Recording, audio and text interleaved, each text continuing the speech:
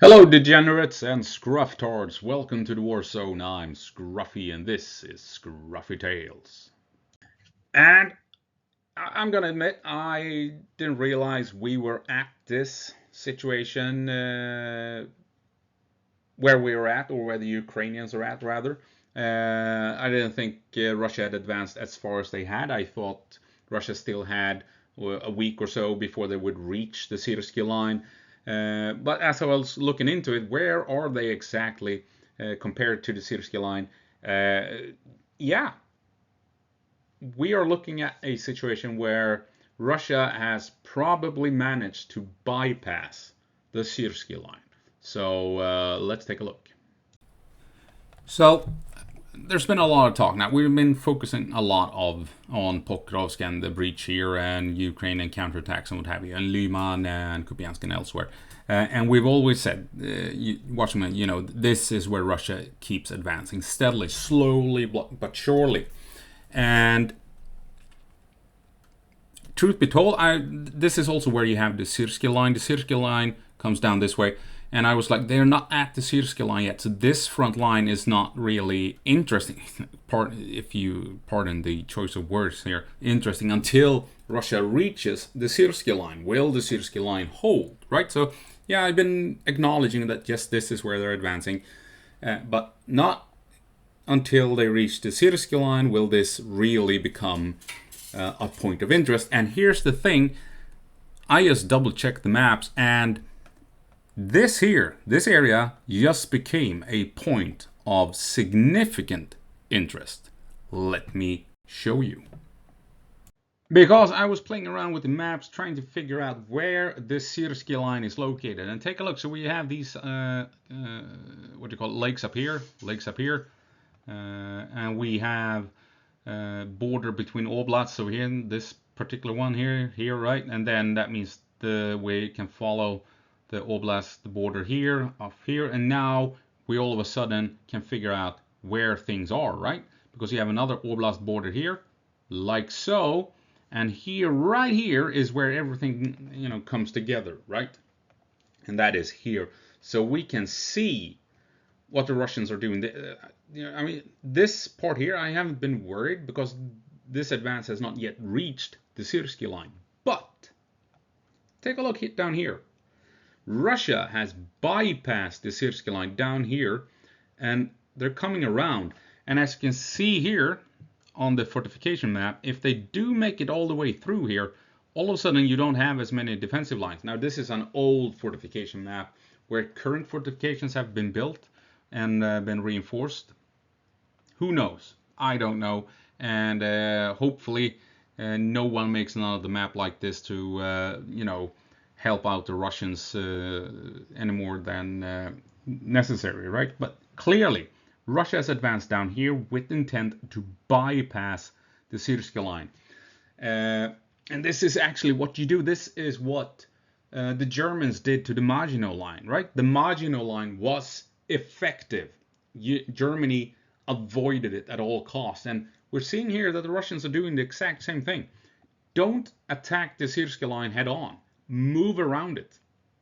And they have attacked it at the edge. This is where there's a gap. This is where they can come in behind Ukrainian defenses and begin operating in much more open territory, where they more than likely hope to switch to maneuver warfare to overcome these heavy defenses. If that is what's going to happen, who knows? But we can clearly see the Russian intent by coming through down here, right? And they want to avoid the Syrsky line. They want to move around it to come up behind it to not be forced to waste manpower going through it, right? But all this said, there's more to it. So let's take a look at the next map here. So I'm gonna explain. Right. So. This is where the Russians are breaking through. Let's see here. We're going to use green for the Syrsky line. The Syrsky line comes down something like this, down this way, and something like that, right? And the Russians have clearly breached it and coming around to the south of it. And from here, they want to push west to Zaporizhzhia is just outside of the image here, but Zaporizhzhia is over here anyway. This is, you can see the A in Zaporizhzhia. So they want to come, more than likely unlock this highway going through Pokrovsky all the way out west to Zaporizhzhia by swinging around the Syrsky line and hopefully in so doing unlocking this main highway towards Pokrovsky, because they can use it for logistical purposes if they can keep pushing west. There's just one problem here though, that Ukraine has maybe, no evidence for this, but there is, just looking at the map, a chance that Ukraine might contain the breach if, and this is the big if, and the Vatniks are gonna go look, hopium. I'm just saying there's a possibility. If you have a defensive line between these towns here, Huliapol, Tenevate, Pokrovsky, and Proziana, you all of a sudden, if these become strong points, which they more than likely will be since the Ukrainians are seeing this happening, Pokrovsky, it's going to be really incredible, because I think Pokrovsky has the potential of becoming the next Pokrovsk. Names are so similar on top of it. That Russia has to deal with Pokrovsky in order to be able to continue west towards Zaporizhzhia. And the Ukrainians obviously knows this. They have seen the Russian advance here south of the Syrsky line. They know they must prepare defenses behind it. So I'm thinking this might be the next defensive line. And that means Russia will end up in this box. We've been talking about this. The Vatniks always complain when I'm talking about boxes, kill boxes. But as we've seen at Pokrovsk, me talking about kill boxes usually ends up becoming true. We saw it up at Sumy when I talked about Russia moving into a kill box, a cauldron. That happened. I was talking about the kill boxes here north of Pokrovsk. This has happened. I'm just saying there's potential for another one ending up here between the Syrsky line and this Pokrovsky line, if Ukraine builds one. We don't know if they have. We don't know how proactive they've been to contain a Russian breakthrough past the Syrsky line. But yeah, this is what appears to be happening. Not maybe the Pokrovsky line, but this Russia coming around and moving up behind the Syrsky line, as we should have expected, to be honest. Even though I haven't talked about this in the past, so I'm not gonna take credit for, I saw this coming. No, but now in hindsight, we should have seen this coming. I'm sure the Ukrainians saw this coming, but this is how you deal with the defensive line. It's what the Germans did to the Maginot Line when they went through Belgium and the Netherlands. You move around the heavy defensive line because you don't want to get stuck in it, because that's where you're gonna die. And where was I? Yeah, that's where you're gonna die. So you try and move around it. That's what the Germans did at the Maginot Line. It's what basically the North Vietnamese did in the Vietnam War with the Ho Chi Minh Trail, right? You don't punch through the South Vietnamese and the American lines. You move around it.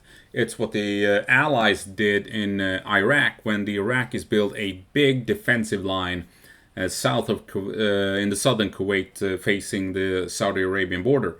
What the Allies did was take American and French armor and moved around the Iraqi defenses and came in behind them.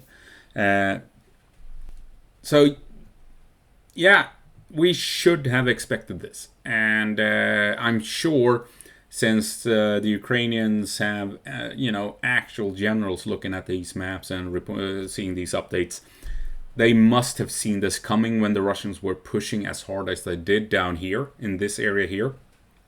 They must have seen Russia coming up towards the end of the Syrsky line, realizing they're gonna move around it. Therefore, I think it's not unlikely that the Pokrovsky line might be a reality. And we'll see if the Russians end up in a trap here, or if they realize that they're going to get boxed in, so they won't push as hard towards this potential line, and instead will start pushing north to unravel the Syrsky line to give them more options in operating in this area.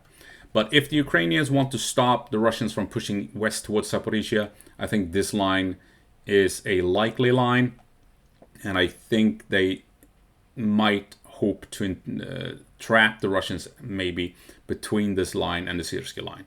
Maybe. I hope so, at least.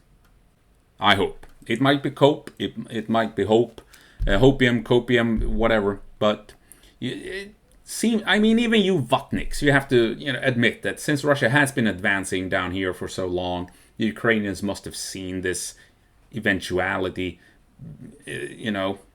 weeks ago, and they more than likely will be preparing defenses over here as a counter, right? Even you Vatniks have to agree that it's not unlikely. It's very feasible and credible, right? I think we can all agree on that. Is this a problem? Yes, of course it's a problem. It's a problem, but the silver lining around this dark cloud is that Russia is advancing so slow that Ukraine must have seen this coming weeks and months ago. Right, Russia is advancing on an average of 80 to 100 meters per day. If we take a look at the average over the past 2 years as they've been trying to push out this way, it's a really slow advance, and hopefully the Ukrainian generals saw this coming months ago and have prepared defenses behind the Syrsky line as a consequence. That would be my copium hopium. Otherwise, if Ukraine has not done that, then there is the possibility, like I said, that we might see Russia switching over to maneuver warfare with, I don't know what vehicles they have left, but more than likely they're going to redeploy tanks and BMPs down to this location so that they can advance at speed with armor behind Ukrainian lines. And that might be devastating for the Ukrainians, which makes me think that they probably have built additional defensive lines because they more than likely have seen this coming for quite some time. Even if, we YouTubers have missed it altogether. I'm sure there are other YouTubers that might have picked up on this ages ago and said, haha, look, they're heading for the southern tip of the Syrsky line. They're going to bypass it like the Germans did with the Maginot line. But anyway, that's that's gonna have to be it. As always, go på marsch, Ukraine, and give them hell.